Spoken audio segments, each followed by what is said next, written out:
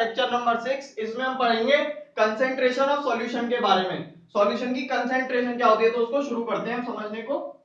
Concentration of solution का मतलब है, इसको अगर हम डिफाइन करें तो amount of solute present in given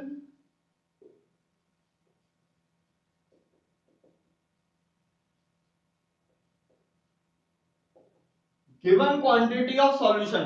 हमको कोई क्वांटिटी दे दी कि इतना सॉल्यूशन है, अब उसमें हमको बताना है कि कितना सॉल्यूट प्रेजेंट है, तो हम उसको किन टर्म्स में बताएंगे, कंसेंट्रेशन के टर्म्स में बताएंगे हम उसको कि इतना सॉल्यूट इसमें प्रेजेंट है। जैसे कि अगर मैं बात करूं, मैंने अगर 1 लीटर सॉल्ट सॉल्यूशन लिया, 1 लीटर सॉल्ट का सॉल्यूशन लिया मैंने,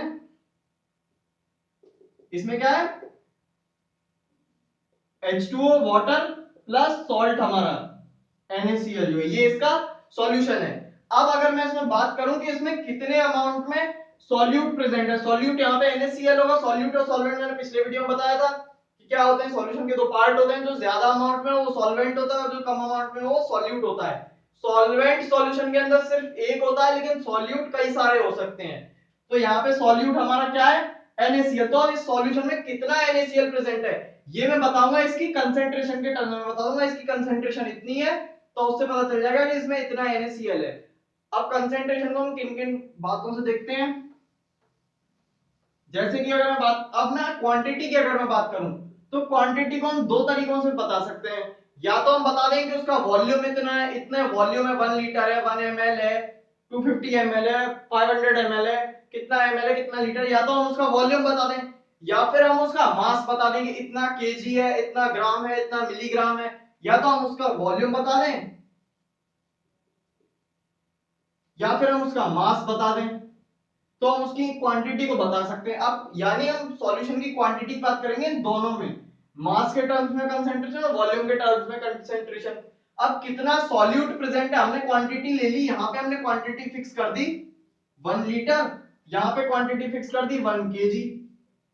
अब हम देखेंगे कि सॉल्यूट कितना है, 1 लीटर में कितना परसेंट सॉल्यूट प्रेजेंट है, या फिर 1 kg में कितना परसेंट ग्राम जो है वो सॉल्यूट प्रेजेंट है। तो पहले हम देखते हैं मास के टर्म्स में। तो कंसेंट्रेशन टर्म जो मास के उसमें होती है उसको हम कहते हैं मास परसेंटेज। मास परसेंटेज, कितना परसेंट मास जो है वो सॉल्यूट का है। मतलब हमें सॉल्यूशन दिया हुआ है कोई गिवन मास, हमने कितना भी मास दे दिया सॉल्यूशन का कि इतना हमारे पास सॉल्यूशन है, 1 kg है, 500 ग्राम है, कितना भी हमको सॉल्यूशन दे दिया, इतना वेट में सॉल्यूशन है, इतना मास है। अब हमें बताना है कि उसमें कितना मास जो है सॉल्यूट का, तो यानी इसका फॉर्मूला हम क्या बता सकते हैं, mass of solute upon mass of solution into 100। ये तो मैथमेटिक्स है, हमें पता है परसेंटेज हम इसी तरीके से निकालते हैं, जो हमें जितना परसेंट निकालना है वो अपॉन टोटल इनटू 100। यहाँ पे क्या है, टोटल मास जो है हमारा पूरे सॉल्यूशन का, इस सॉल्यूशन का जो मास है इसमें क्या होगा, सॉल्यूट का मास प्लस सॉल्वेंट का मास। यहाँ पे सॉल्यूशन को हम क्या लिख सकते हैं, सॉल्यूट प्लस सॉल्वेंट। सॉल्यूशन का मास तो ये हो गया, सॉल्यूट का मास प्लस सॉल्वेंट का मास। अब हमें परसेंटेज किसका निकालना है, सॉल्यूट का, तो mass of solute upon mass of solution into 100। यहाँ पे ये टोटल मास है, ये हमें जिसका परसेंटेज निकालना है वो है, तो ये क्या है, मास परसेंटेज का फॉर्मूला है, mass of solute upon mass of solution into 100। इस तरीके से हम मास के टर्म्स में बता सकते हैं। अब देखते हैं वॉल्यूम के टर्म्स में। मास के टर्म्स में हमको जरूरत तब पड़ेगी जब हमारे पास जो सॉल्यूट हो वो हमारे पास सॉलिड स्टेट में प्रेजेंट हो। अब मान लिया हमारे पास जो सॉल्यूट है वो लिक्विड स्टेट में है, यहां पे मैं सॉल्यूशन बनाऊंगा इथेनॉल प्लस वाटर। इथेनॉल और वाटर का मैंने सॉल्यूशन बनाया, तो इथेनॉल जो होता है हमारा वो लिक्विड होता है और वाटर भी हमारा लिक्विड है, यहाँ भी, यानी ये दोनों लिक्विड स्टेट में प्रेजेंट है। तो अब यहाँ पे हम इनका क्या कैलकुलेट कर सकते हैं आसानी से, इनका हम वॉल्यूम आसानी से कैलकुलेट कर सकते हैं। तो अब उसी की बात करते हैं, इसको हम बोलते हैं वॉल्यूम परसेंटेज। अब यहाँ पे हमें निकालना है कि कितना परसेंट इथेनॉल प्रेजेंट है। तो यानी अगर मैं बात करूंगा तो क्या होगा यहाँ पे, volume of solute, volume of solution into 100। तो यहाँ पे ये फॉर्मूला बन जाएगा। यहाँ पे अब क्या हुआ, दोनों के हमने वॉल्यूम ले लिए, यहाँ पे अब सॉल्यूशन, यहाँ पे भी क्या है, सॉल्यूट प्लस सॉल्वेंट। यहाँ ये यानी क्या है, यहाँ पे टोटल वॉल्यूम अपॉन वॉल्यूम जो हमें, जिसका हमें परसेंटेज पता करना है उसका वॉल्यूम इनटू 100। तो इस तरीके से हम क्या निकाल सकते हैं, वॉल्यूम परसेंटेज हम इस फॉर्मूले से निकाल सकते हैं। तो इन दो टर्म्स में हम बता सकते हैं कितनी कंसेंट्रेशन है। अब मान लिया यहाँ पे वॉल्यूम ऑफ सॉल्यूशन जो गिवन था हमें, वो 1 लीटर था। 1 लीटर सॉल्यूशन हमको गिवन था, उसमें हमने जब चेक किया वॉल्यूम परसेंटेज हमको दिया हुआ था 25%। ये इसका वॉल्यूम परसेंटेज था 25%। इसका मतलब अगर 1 लीटर सॉल्यूशन है, 1 लीटर सॉल्यूशन में 1 लीटर का 25% हमारे पास क्या होगा, इथेनॉल होगा। यानी 1 लीटर है तो 250 ml जो होगा, 250 ml हमारा यहाँ पे इथेनॉल प्रेजेंट होगा। तो मैं अपना बता सकता हूँ इस कंसेंट्रेशन की मदद से कि अगर मैंने यहाँ पे 2 लीटर सॉल्यूशन ले लिया होता है इसका, तो मुझे इथेनॉल वहां पे कितना मिल जाता, मुझे 500 ml मिल जाता, 500 ml। तो यानी अगर मैं बात करूं कि 5 लीटर अगर लिया होता तो कितना मिल जाता, तो मैं इसमें 5 का मल्टीप्लाई कर दूंगा कंसेंट्रेशन में, तो मुझे वो मिल जाएगा। इस तरीके से हम कंसेंट्रेशन टर्म का यूज कर सकते हैं। अब यहाँ पे दो टर्म्स हम यूज करते हैं जो कि हैं हमारे कंसेंट्रेटेड और डाइल्यूट। कंसेंट्रेटेड और डाइल्यूट को और समझ लेते हैं, उसके बाद समझेंगे सैचुरेटेड अनसैचुरेटेड सॉल्यूशंस को। कंसेंट्रेटेड और डाइल्यूट,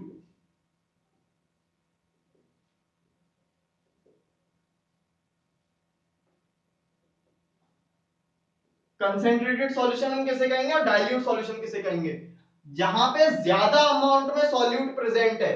ज्यादा अमाउंट में सॉल्यूट जहां पे, वो तो हो गया कंसेंट्रेटेड। यहां पे क्या है, मोर सॉल्यूट, यहां पे क्या है, लेस सॉल्यूट।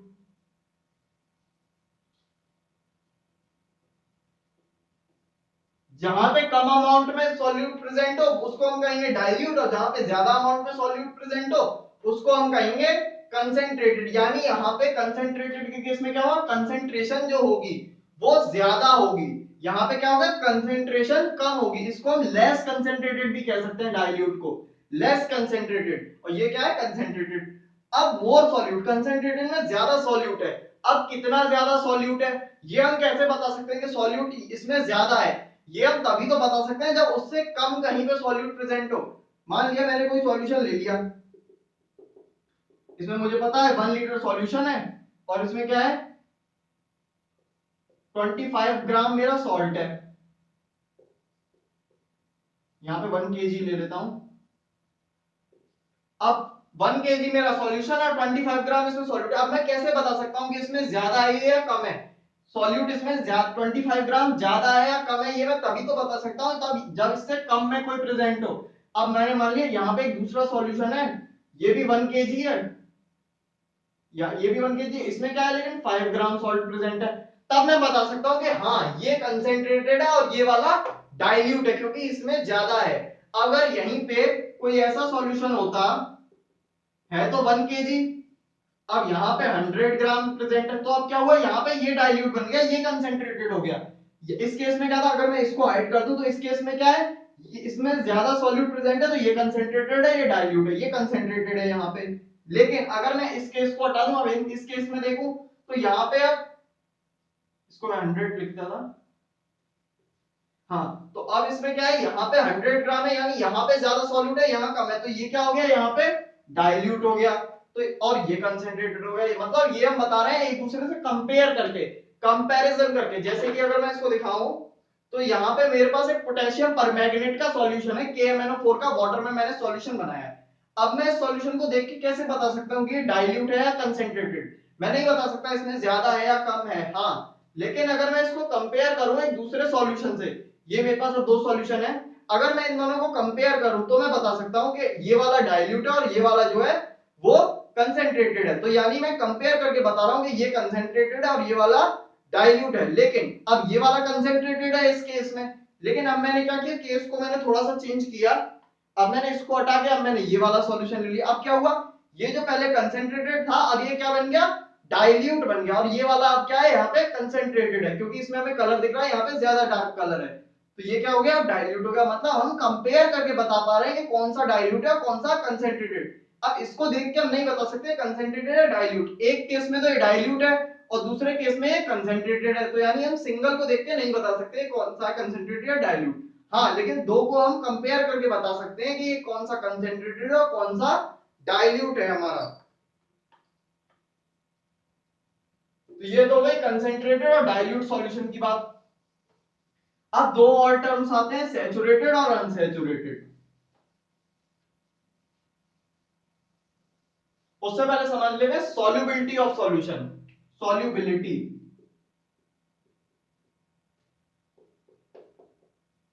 सॉल्युबिलिटी क्या होती है सॉल्यूशन की।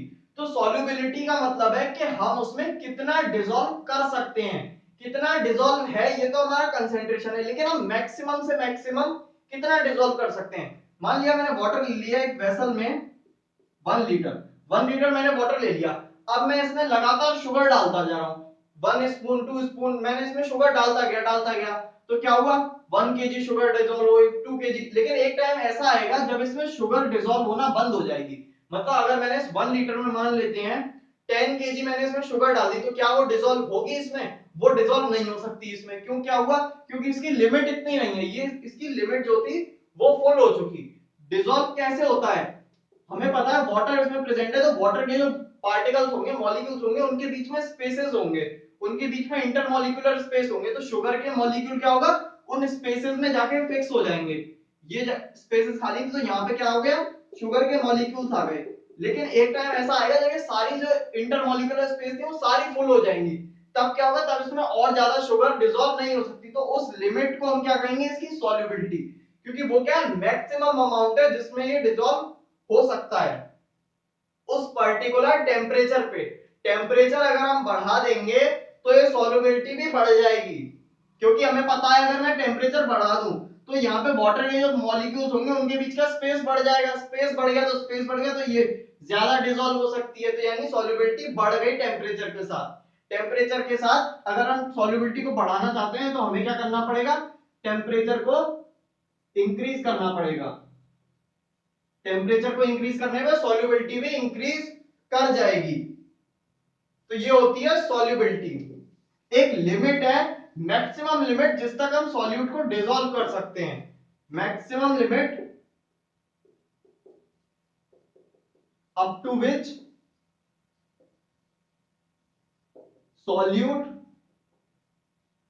कैन बी dissolved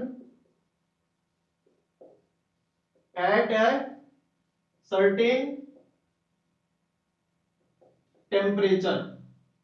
एक पर्टिकुलर टेम्परेचर पे सॉल्युबिलिटी होगी, तब हम बता पाएंगे कि इसमें इस टेम्परेचर पे इतना होगा। टेम्परेचर के साथ सॉल्युबिलिटी चेंज होती है, टेम्परेचर अगर बढ़ता है तो सॉल्युबिलिटी भी बढ़ जाती है। मतलब अगर हमने एक सॉल्यूशन बना लिया वाटर का और सॉल्ट का, वाटर लिया सॉल्ट लिया, अब क्या हुआ, इसमें मैं सॉल्ट डालता जाता, एक टाइम ऐसा आ गया कि सॉल्ट इसमें डिसॉल्व हो ही नहीं रहा था, सॉल्ट मैं डाल रहा था वो नीचे इकट्ठा होता जा रहा था।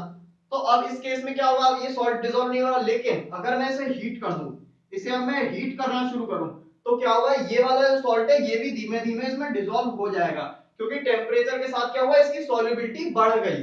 अब इस सॉल्युबिलिटी से ही रिलेटेड यहाँ पे दो हमारे टर्म्स हैं, सैचुरेटेड और अनसैचुरेटेड। सैचुरेटेड और इसका अपोजिट अनसैचुरेटेड। पहले अगर हम अनसैचुरेटेड की बात करें,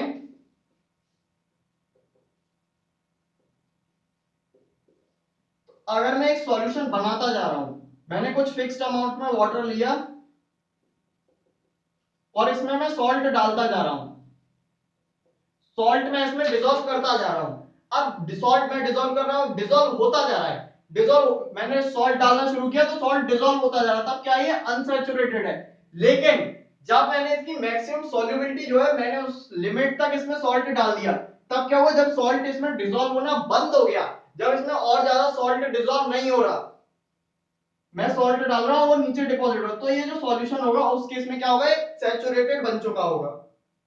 जब इसमें और ज्यादा अमाउंट में सॉल्यूट डिसॉल्व ना किया जा सके तब वो क्या बन जाता है, सैचुरेटेड, जिसमें मैक्सिमम लिमिट में जो सॉल्युबिलिटी है उतना सॉल्यूट हमने डिसॉल्व कर दिया हो। तो सैचुरेटेड सॉल्यूशन क्या होते हैं, इन विच